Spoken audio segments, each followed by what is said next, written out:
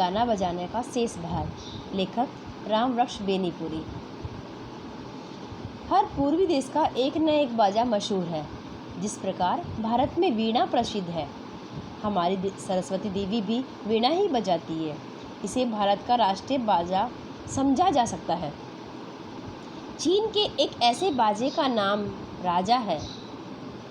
एक काठ का तख्ता लटका रहता है जिस पर 16 पत्थर के टुकड़े 2 पंक्तियों में यानी 2 लाइनों में सजाए रहते हैं, जिन पर एक काठ की मुंगरी से हल्के हल्के मारकर नाना तरह के स्वर निकालते हैं। बर्मा एक देश है।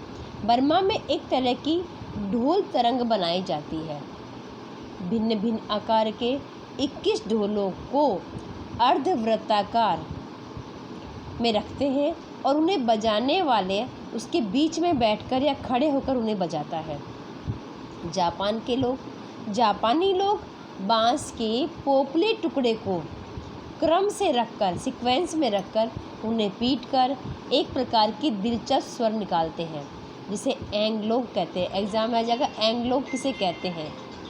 तो जापान के लोग बांस के टुकड़ों को क्रम से रखकर उन्हें पीटकर एक प्रकार की दिलचस्प स्वर तरंग निकालते हैं, जिसे एंगलोग कहते हैं। यह जापान का कौन सा बाजा प्रसिद्ध है?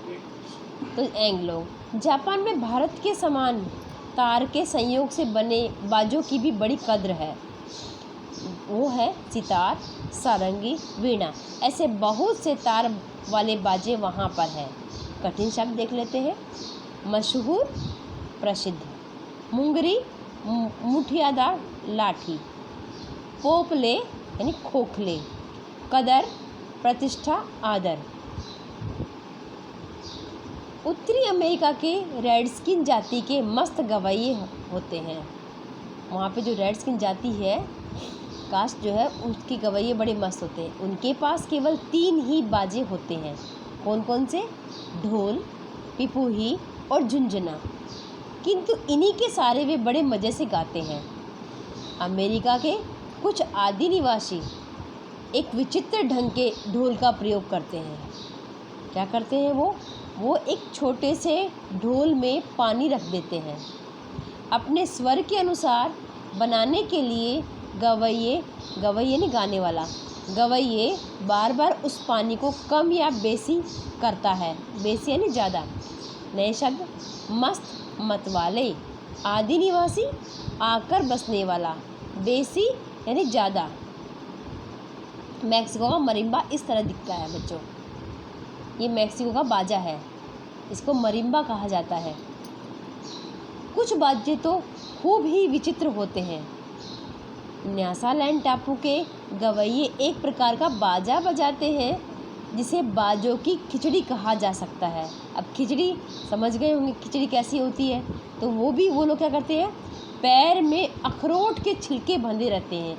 उनके जो पैर होते हैं उनमें अखरोट के छिलके बांध लेते हैं और जिनके भीतर पत्थर के छोटे छोटे टुकड़े होते हैं। और उनके हाथ में एक तार वाला बाजा रहता है जिसके सिरे से घंटी लटकती रहती है। जब वे गाते हैं और एक साथ झुनझुने, घंटी और तार की आवाज़ निकलती है। इस तरह न्यासालैंड टापू के गवैये होते हैं। फिजी के आदिवासी एक लंबी सी बंसी अपनी नाक से बजाते हैं। फिजी के जो आदिवासी हैं वो भी ऐसे ही करते हैं। और मलाया में भी ऐसी विचित्र बंसी देखी जा सकती है।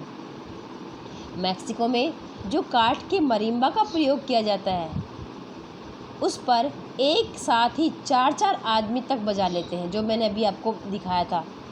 हमारे देश का सींगा भी दूसरे देशवासियों के लिए कुछ कम आश्चर्यजनक बाजा नहीं है। शब्द वाटिका: आदिवासी यानी रहने वाला या आकर बसने वाला। बंसी, बांसुरी। सींगा, फूंक कर बजाया जाने वाला एक बाजा।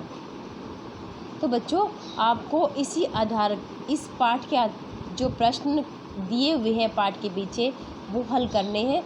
उसको हम लेक्चर में चर्चा करेंगे, कालांश में चर्चा करते। धन्यवाद।